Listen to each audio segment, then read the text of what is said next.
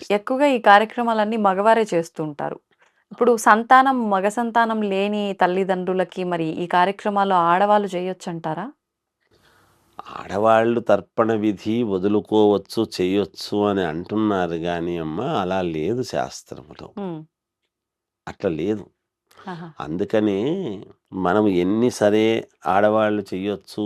హ్మ్. మనం ఏదో ఆడవాళ్ళ మెప్పు కోసం చెప్పటము, పురుష సంతానం ఉండేటువంటి వాళ్ళు ఉంటేనే ఆడవాళ్ళు మాత్రమే ఉండేటువంటి వాళ్ళకి మరి పరిస్థితి ఏమిటి అంటే, ఆ! మనము శాసనాన్ని తిరిగి రాసేటువంటి వాళ్ళం కాదు. శాస్త్రాన్ని మన బుద్ధి పుట్టినట్టుగా మార్చుకోవటం అనేటువంటిది కాదు. అవును.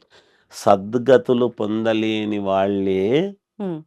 పూర్తి అటు ఇటు గాకుండా ఇబ్బందులు పడుతున్నటువంటి వాళ్ళే ఆత్మలుగాను, పిశాచాలుగాను తిరగటానికి అవకాశాలు ఎక్కువ. అంటే ఇలాంటి కార్యక్రమాలన్నీ కరెక్ట్‌గా మరి చేయకపోవడం వల్ల ఎవరు జేస్తారు? కూలికి చేసేటువంటి వాళ్ళు ఆ! మన తృప్తి కోసము కూలికి పెట్టి చేయిస్తున్నాము గానీ, అవును. అలా లేదు. అందుకనే పూర్వం ఏమున్నింది అంటే దత్తత స్వీకారం అనేటువంటిది ఉన్నింది. ఎప్పుడైతే కొడుకులు లేనటువంటి వాళ్ళు హ్మ్. వేరే ఒక పిల్లవాడిని దత్తత స్వీకారం అనేటువంటిది తీసుకొని తన ఆస్తికంతా గూడా వాడు వారసుడు అని ప్రకటించటం అనేటువంటిది ఉన్నింది. ఇప్పుడెక్కడ జరుగుతుందట్లా? మరి అదెందుకున్నట్టప్పుడు? హ్మ్. ఆడపిల్లలున్నా చెల్లుతుంది అనేటువంటి మాట వచ్చుంటే, అవును. మరి దత్తత స్వీకారం అనేటువంటి పదం ఎందుకుంది? ఎందుకు తీసుకుంటునిన్నారు? వీళ్ళతోనే చేయించుకునేవాళ్ళు గదా! అవును. అలా చెల్లదమ్మా. హ్మ్. ఊరికే మనం ఏదో మనం ఆడవాళ్ళ ప్రీతి కోసమో, కొడుకులు లేని వాళ్ళ యొక్క ప్రీతి కోసమో చెప్పాల్సినటువంటిది కాదు. మనము హ్మ్. ప్రీతి పడితే ఎదుటి వాళ్ళకవుతుంది. మనము ప్రీతి పడకపోతే కాదు అనేది గాదు. శాస్త్రము అవును. శాస్త్రం. అపుత్రస్య గతిర్నాస్తిహి అనేటువంటి పదం ఎందుకొచ్చింది? హ్మ్. ఎందుకు చెప్తున్నాడు? అంటే పున్నామ నరకము నుంచి తప్పించగలిగినటువంటి వాడు కొడుకే. అంటే కూతురు కాదా అంటే మన మన ఇంటి పరువును, హ్మ్. మన ఇంటి గౌరవాన్ని, మెట్టినింటి యొక్క ఉన్నతత్వాన్ని రెండూ నిలపగలిగినటువంటిది కూతురే. అవును. మన ఇంటికి ఒక కోడలొచ్చింది గదమ్మా! హ్మ్. ఒక అవును. తల్లి కన్న బిడ్డే గదా! అట్లెట్లా అవుతుంది? హ్మ్.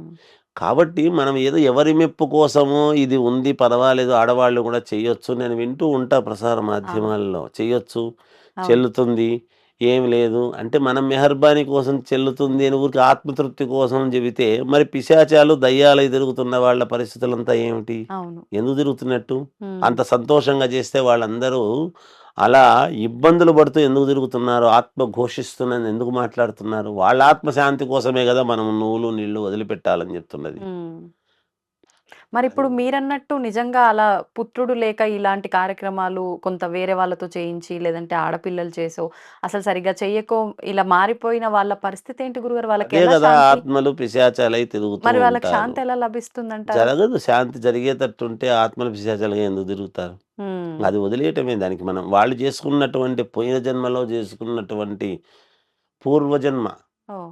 కృతాసుకృతాలను బట్టి అని చెబుతున్నాము గదా! హ్మ్. హ్మ్. మరి. హుహు. పోయిన జన్మలో అంటే తప్పు చేసినారని గాదు. అవును. కొడుకులు లేని వాళ్ళందరూ దుర్మార్గులు, తప్పులు అని కాదు. ప్రాప్తం లేదు. హ్మ్. ప్రాప్తం అనేది ఉండాలి. ప్రాప్తం లేకపోతే మనం ఈ జన్మలో ఎంత మహానుభావుడై, ఎంత గొప్పవాడైనా అవును. అల్లుడు జెయ్యొచ్చు, హ్మ్. కుమారుడు వాళ్ళ మనవడు అల్లుడు జేయొచ్చు. జెయ్యొచ్చు అంటాం. హ్మ్. అల్లుడు జెయ్యొచ్చు అంటే అల్లుడు ఎందుకు జేస్తాడు? ఎట్లా చెల్లుతుంది? హ్మ్. అల్లుడు కొడుకుతో సమానము అంటున్నాడు. ఇప్పుడు ఆవు బ్రాహ్మడితో సమానము అన్నారు. బ్రాహ్మడావుతో సమానం అంటే? హ్మ్. 2 ఒకటే గదా! వీడిని తీసుకుపోయి పశువుకి గడతామా? పశువుని తీసుకొచ్చి మనం దీనికి గడతామా? రెండిటికి తేడా చెప్పండి. ఎలా అయినా ఒక్కటే గదండీ! 31వ తారీఖు నుంచి 1వ తేదీకి ఎంత దూరము, 1 నుంచి 31కి ఎంత దూరము, 2 అదే గదా! అంతే. తిరగతిప్పితే ఎంత దూరం ఉందో అంత తేడా అవును. వస్తుంది. అవును. మరి అందుకని ఊరికే అనుకోవడానికి కాదమ్మా. హ్మ్. అలా చేస్తే చెల్లదు. చెల్లుతుందని మనం ఊరికే మన తృప్తి కోసము చేయించుకుంటున్నారు తప్ప, హ్మ్. అది చెల్లేది కాదట్లా. అదే చెల్లేతట్టుగా ఉంటే దత్తత స్వీకారం అని ఎందుకు తీసుకుంటున్నారు? మనకెందుకుంది ఆ సాంప్రదాయం అనేది ఆలోచన జేయాలి. అవును. ఈ రోజుల్లో నా కుటుంబానికి మాత్రమే నా సంపాదన, ఇంకొక్కరికి రూపాయి పెట్టను అనుకునేటువంటి వాడు బయటి వాడిని తీసుకొని వాడి ఆస్తి వాడికి రాయిచ్చే రోజులు ఉన్నాయమ్మా? అస్సలు. అస్సలు లేవు తల్లి. కడుపులో అందుకనే పుట్టిన వాళ్ళకే అన్న, తమ్ముళ్ళు, అక్క చెల్లెళ్ళుంటే అందుకనే వాటాలు. కలియుగం. అవును. కలియుగం. రాక్షసుడు ఎక్కడో లేడు. పూర్వము రాముడు వేరు, రాక్షసుడు వేరు, రావణాసురుడు వేరు ఉన్నింది. హ్మ్. ఇప్పుడు రావణాసురుడు ఇద్దరు ఒకరిలోనే ఉంటున్నారు. వాస్తవం. సందర్భాన్ని బట్టి ఇటు తిరిగితే రాముడు అనిపించుకుంటున్నాడు, లోపలికి పోతేనే రాక్షసుడు అనిపించుకుంటు బయటకు వస్తే ఇంకో రకంగా అవును. ఉంటున్నాడు. అపరిచితుడు అన్ని సినిమాలో. కేటగిరీలు ఇక్కడే ఉన్నాయమ్మా. అవును. అందులో సందేహం ఏమీ లేదు. హ్మ్. కనుక దీనికి మనం చేయగలిగింది ఏమీ లేదు, వదిలేయడం తప్ప. హ్మ్. పరమేశ్వరుడి అనుగ్రహం ఈ జన్మకి ఇంతే అనడం తప్ప చేయగలిగింది లేదు. ఓకే. వాస్తవం చెప్పినా నేను. హ్మ్. కోపం రావచ్చు కొంతమందికి. వస్తుంది. కోపం రావచ్చు. మరి కోపం లేని వచ్చినా పని వాస్తవాన్ని ఆడపిల్లలు మాట్లాడాలి కాదా కదా అంటే, గురుగారు. హ్మ్. ఆడపిల్లలు ఇంకోరింటికి వెళ్ళేటి వాళ్ళ జీవితాన్ని నిలబెట్టుకోవాల్సినటువంటి వాళ్ళు. హ్మ్. వాళ్ళు ఇక్కడికొచ్చి మేము చేస్తాము, మా తండ్రి మేము అవి చేస్తాం, ఇవి చేస్తాం. చేసినా చెల్లదు. చెల్లంది చేసి ఏం లాభం? ఇప్పుడు కొన్ని సందర్భాల్లో వాళ్ళే బ్రతికుండగానే నాకు ఎవడో వచ్చి చేయడం ఏంది, నా రక్తం పంచుకొని పుట్టిన బిడ్డ అయితే ఏంది, కొడుకైతే ఏంది, నువ్వే చెయ్యాలి అని బిడ్డల దగ్గర మాట తీసుకోవటము, వాళ్ళొక మాట చెప్పడము, ఇలా కూడా చేస్తుంటారు గదండీ! ఏమి తీసుకున్నా చెల్లనిది. చెల్లదు. హ్మ్. ఇక్కడ తీసుకోవచ్చు. పోయిన తర్వాత ఏమవుతారు అనేటువంటిది ఎవడికి తెలుస్తుంది? హ్మ్. మనం 1,00,000 చెబుతాం. సినిమాల్లో చూపించినట్టు కాదు. ఏదో ఆ సినిమాలో, ఈ సినిమాల్లో నా బట్టలు ఇట్లా కొమ్ములు పెట్టుకొని వచ్చి తీసుకుపోతారు, చేస్తారనేటువంటిది కాదు. ఆ! నిరంతరము మన చుట్టే, మన వెనకాలే హ్మ్. ఎప్పుడూ గూడా మనతో పాటు మనకు తెలియకుండానే యమభటులు నిరంతరము రాత్రిపూట సంచారం చేస్తూ ఉంటారు. ఒక రాత్రనే గాదు, పగలుపూట గూడా చేస్తుంటారు. హ్మ్. మనమేమనుకుంటామంటే రాత్రిపూట మాత్రమే చేస్తారేమో అని అవును. అనుకుంటాం. అవును. రాత్రి, పగలు వాళ్ళు తిరుగుతూనే ఉంటారు హ్మ్. చుట్టూ. ఎవరు ఎప్పుడు పోతే అప్పుడు తీసుకుపోవడం వాళ్ళ ధర్మం. ఓహ్! హుహుహు. పోలీసులు గస్తీ తిరుగుతుంటారు. లేదా పగలుపూట మాత్రమే చేస్తున్నారు, రాత్రిపూట మాత్రమే పెట్రోలింగ్ చేస్తున్నారా? లేదు గదా! హ్మ్. అంటే ఎక్కడ తప్పు జరిగితే అక్కడ అక్కడ. వాళ్ళు విజిలేసుకుంటూ వాళ్ళు వచ్చేసి వాడిని పట్టుకోవడమో, చేయడమో, లేకపోతే బుద్ధి చెప్పడమో ఏదో చేస్తారు గదా! అవునండి. మరి మనుషులము, మనము పెట్టుకున్నటువంటి రాజ్యాంగంలో మన తెలివితేటలతో మనం ప్రవర్తిస్తే భగవంతుడు రాసినటువంటి రాజ్యాంగం చాలా గొప్పదమ్మా. హ్మ్. కనుక ఎప్పుడు మనము పుట్టినాము అని అనంగానే పుట్టినంత ఆలస్యం లేదు. పుట్టినప్పటి నుంచి పోయేంత వరకు ఎప్పుడు గూడా ఎప్పుడు ఇదవుతుందా అనేటువంటిదే ఉంటుంది చూస్తారు. ఆయా సందర్భాలని బట్టి ఎవరెవరు చేసుకున్నటువంటి పాపపుణ్యాలను బట్టి వాళ్ళు పోతూ ఉంటారు. హ్మ్. మాట తీసుకోవడం ఏముందమ్మా? దండిగా మాటలు తీసుకుంటారు. ఇవన్నీ మాట తీసుకోవడానికి, చేయడానికి ఏముంది? చేస్తే హ్మ్.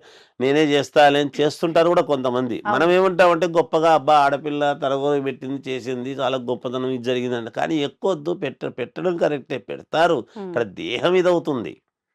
దేహం బూడిదవుతుంది. ఆత్మ, హ్మ్. ఆత్మతృప్తి ఎక్కడి నుంచొస్తుంది? ఓకే.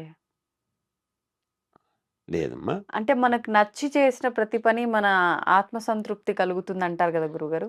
అనుకుంటున్నాం అవన్నీ మాటలు చెప్పడానికి పనికొచ్చేటివి. ఓకే. నచ్చి చేసిన పని అంటే నచ్చి తలకొరి నచ్చినా నచ్చకపోయినా పెడతారు. హ్మ్. హ్మ్. నచ్చే పెడతారు. పెడితే శాస్త్రం అనేది శాస్త్రానికి ఒకటుంది గదా! విరుద్ధం. ఎక్కుతుందా? ఎక్కదా అనేది. అవును. అవును. హ్మ్. మరి ఇప్పుడు పూజ చేసే ప్రతివాడు మంచి జరగాలనో, ఇంకోటో లేకపోతే ఏమీ లేకుండానో చేస్తాడు. అవును. చేస్తే హ్మ్. పూజ చేసిన దాని వల్లనే అంతా మేలు జరుగుతుందనేది ఏం లేదు. హ్మ్. పూజలు చేయడం అనేది మన కర్తవ్యం. ఆ! మన జీవితం మనం బాగుండాలని అనుకోరు. మనం బతికున్నందుకు మనం చేస్తాం అంతే. ఆ! ఆ చేసినంత మాత్రాన్నే అంతా అయిపోతుంది అంటే, అవదు. ఆ మాత్రానికి అంతా అయిపోతుంది అనడానికి ఏముండదమ్మా. హ్మ్. సమయం దానికి ఏది ఎలా చెయ్యాలో విధి విధానాలు అంది. అవి ఎందుకు వచ్చింది? ఆ మాట ఎందుకొచ్చింది? హ్మ్. అవన్నీ ఎందుకున్నాయి మరి? అవి ఉండకూడదు గదా అప్పుడు. అవును. అపుత్రస్య గతిర్నాస్తి అనేటువంటి పదం ఎక్కడి నుంచొచ్చింది? హ్మ్. అది పుట్టనే కూడదు గదా! అవును. పుట్టింది అంటే అదొకటి ఉంది అంటే దాంట్లో ఏదో మర్మం ఉందనే గదా దానర్థం. అంతే అండి. ఆ మర్మం ఏమిటి? హ్మ్. దాని గురించి ఏం జెప్పాలి? హ్మ్. మరి లేని వాళ్ళ పరిస్థితి అంటే అంతే, ఏం చేయలేము దానికి. ఏం హ్మ్. చేస్తాం? ఇంక లేదు అర్థం అని మనమే పడట్లేదు. అనుకుంటున్నప్పుడు ఇంక లేని దాని గురించి ఆలోచన ఎందుకు? అవును. మరి ఎలా పోతే అంటే అంతే, ఏం చేస్తాం? హ్మ్. అంతకంటే చేయగలిగిందేముంది? అవును. అంటే వాళ్ళ కర్మ తొలగిపోయినాడు. ఇంకా ఆయనే విముక్తి కల్పించాల్సిందే. అది అంతే అనుకోవచ్చా? ఇప్పుడు ఒకటేమ్మా, వీళ్ళకైనా వాళ్ళకైనా వాళ్ళు వాళ్ళు చేసుకునేటువంటి కర్మలను పాపపుణ్యాలను బట్టి ఉంటుంది. హ్మ్. హ్మ్. పోయిన జన్మలో ఏదో చేసుకొని ఉంటేనే ఈ జన్మలో ఇది లేదు. మనం ఏం చెప్తున్నాను, రుణానుబంధ రూపేణ పశుపతిని సుతాలయ అని చెప్పుకుంటున్నాం మళ్ళీ మనం. అవునండి. ఆలయాలు, సుతులు, హ్మ్. పశుపత్ని, పశువులు, భార్య కూడా. ఆ! భార్య మనకు లభిస్తుందంటే నేను చూసుకున్న ఈ అమ్మాయిని, అందమైన అమ్మాయిని నేను చేసుకుంటున్నాను, మేమిద్దరం ఇష్టపడి చేసుకున్నామని మనం అనుకుంటున్నాం. అవునండి. ఓకే. హ్మ్. కానీ రుణానుబంధం అనేటువంటిది ఒకటి ఉన్నప్పుడు, విధిరాత ఉన్నప్పుడు దాన్ని తప్పించుకోలేము. ఆ! ఆ అమ్మాయి ఏమిటి, ఈ కాలం అబ్బా ఇప్పుడు రాముల వారికి సీతమ్మవారు దొరికింది. దొరికినప్పుడు ఏమిటి అంటే వాళ్ళు ఏమిటంటే ఆమె సేవ చేసుకుంటూ ఉత్తమ ఇల్లాలు అనిపించుకుంది. హ్మ్. ఎంతమంది రాముళ్ళకి ఎంతమంది సీతలు దొరికినారు, ఎంతమంది రావణాసురులకు ఎంతమంది వీళ్ళు దొరికినారు అనేది మనం చూసుకుంటే, ఇప్పుడు ఆ శాస్త్రంలో ఏముంది, పోయిన జన్మలో ఏదో రుణము తీర్చాల్సిందంటే నీకు భార్యగా నీకు ఇదై వచ్చింది. నిన్ను పీక్క తింటాను అని వచ్చేటువంటి వాళ్ళు కొంతమంది, ఆ! కొడుకులుగా పుట్టి నిన్ను పీక్క తింటామనేటువంటి వాళ్ళు కొంతమంది, కూతుర్లుగా పుట్టి మిమ్మల్ని పీక్క తింటామనేటువంటి వాళ్ళు కొంతమంది. హ్మ్. అదేదో సినిమాలో చెప్పినట్టు ఎవరో శత్రువులు ఎక్కడో ఉండర్రా, మన ఇంట్లోనే మన చుట్టే ఉంటారు అంటే వాస్తవమే, అదేం తప్పు మాట ఏమి కాదది. ఆ! అది నిజమే. ఒకప్పటి శత్రువులే ఎక్కడ ఇప్పుడు అంతే. అది రుణానుబంధం. ఆ హ్మ్. రుణం తీర్చుకోవడానికి మనం ఇప్పుడు సంతానాన్ని వాళ్ళను వీళ్ళను ఇదై ఆ రుణం ఉంటేనే వీళ్ళు మన మన దీంట్లోనే పుడతారు. హ్మ్. లేకపోతే ఎక్కడో పుట్టుండేవాళ్ళు. అవును. అంతే కదమ్మా! అంతే అండి. కాబట్టి దానికి చేయగలిగిందేం లేదు ఇంక హ్మ్. లేనప్పుడు. ఊరికే మనం ఏదో చెప్పుకోవడానికి, అందరిని మెప్పుదల కోసము 4 మాటలు జెప్పి, ఏదో మనం సరే అట్లయితే ఇదిలే అంటే దానికి చేయగలిగింది ఏమీ లేనప్పుడు ఏం చేయలేము అంతే దానికి. ఆ! కాకపోతే అలా వదిలేయకుండా ఎవరో ఒకరు చేస్తారు. ఆ! ఎవరైనా వదిలేస్తే ఎట్లా? అవును. కొడుకులు లేనంత మాత్రాన చనిపోయిన వాడిని తీసుకుపోయి అక్కడ ఇంట్లోనే అట్లే పెట్టలేరు గదా! పెట్టారు. ఎవరో ఒకరు ఆ కార్యక్రమాన్ని చేయటం అనేటువంటిది ఎందుకు? హ్మ్. ఇప్పుడు పక్కింటి వాళ్ళు, ఎదురింటి వాళ్ళు ఎక్కువ సేపు మన ఇంట్లోనే పెట్టుకోలేము. అవును. ప్రాణం అనేటువంటిది ఉంటేనే అంతే. మనకు ఆవు పాలు, హ్మ్. ఆవు పెరుగు, ఆవు నెయ్యి, మరి ఆవు పేడ, ఆవు పంచితం అన్నీ పనికొస్తాయి. హ్మ్. ఆవు చర్మం వేసుకొని కూర్చొని మనం జపం చేస్తామా? చెయ్యమే. చెయ్యం. మరి పులి చర్మము, జింక చర్మము కూర్చొని కొన్నిటికి చేసుకునే దానికి ఉంది అవును. కదా! హ్మ్. చిన్నతనంలో అవసరం అంటే గాడిద పాలు కొంచెం ఏదో సందర్భాన్ని బట్టి గాడిద చర్మం తీసుకుంటామా? లేదు గదా! లేదు. దేనికి ఏది ప్రాధాన్యతో ఆ! దానికి అది ప్రాధాన్యత. ఓకే. అందుకని లోకో భిన్న రుచి అన్నాడు. హ్మ్. ఏమిటి? ఒకటి ఒకటి ఒకదానికి ఒకటి ప్రాధాన్యత, ఒకదానికి ఒకటి ప్రాధాన్యత, ఇంకోరికి ఇంకొకటి ఇది ఏదో ఉంటుంది. ఎవరి ఉంటుంది. ఇది వాళ్ళది. అవును. అందుకని ఇవన్నీ గూడా మనం చేయగలిగింది ఏమి లేదు. అంతవరకే చెప్పాలి. హ్మ్. పరిస్థితులను బట్టి కొన్నిసార్లు వెళ్ళాల్సొస్తుంది. కొన్నిసార్లు శాస్త్ర ప్రకారంగానే వెళ్ళాల్సొస్తుంది. అన్నీ శాస్త్రం ప్రకారంగానే నడుచుకుంటాను. ఎవరు లేరు గాబట్టి శాస్త్రం ఏందంటే అక్కడ ఆగిపోతుంది. అవును.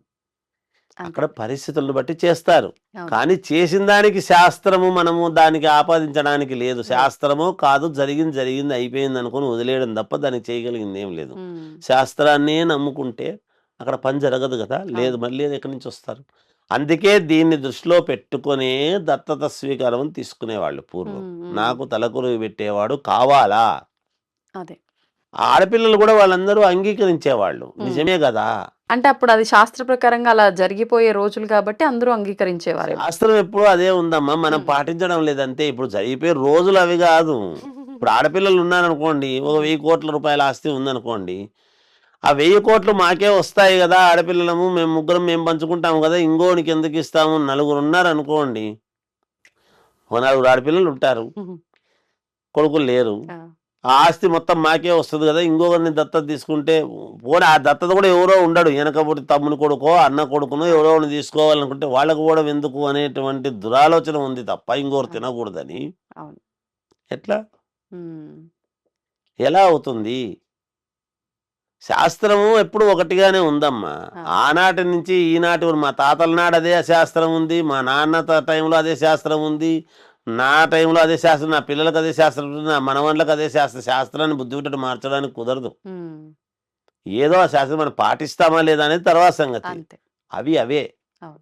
లేనిది ఎక్కడి నుంచి వస్తుంది? ఉమ్, అందుకనే వేరే వాళ్ళని తీసుకొని వాడిని వారసుడిని చేసేవాళ్ళు. వీళ్ళు కూడా అదే భావనతోనే దత్తత తీసుకున్న తర్వాత మనవాడు అనేటువంటి దృక్పథంతో అట్లాగే చూసేవాళ్ళు. ఉమ్, అది కరెక్ట్ పద్ధతి. అవును. ఇది కరెక్ట్ కాదు. కూలికి వచ్చినవాడు కూలి డబ్బులు వాడు అదేం చేస్తాడు, ఏదేం చేస్తాడు. అంతే. అది నీకేనా, ఇంకో 100 మందికి చేసిస్తాడు. చేస్తారు. వీనికే చేస్తాడు కానీ ఊర్లో అందరికీ చేయడు. ఉమ్, కొడుకు మనకే చేస్తాడు, అందరికీ ఎందుకు చేస్తాడు? అవును. దానికి అర్థం ఉంది కదా. ఉందండి. అది దాన్ని అర్థం చేసుకోవాలి తల్లి, అంతే. ఓకే. ఏం లేదు.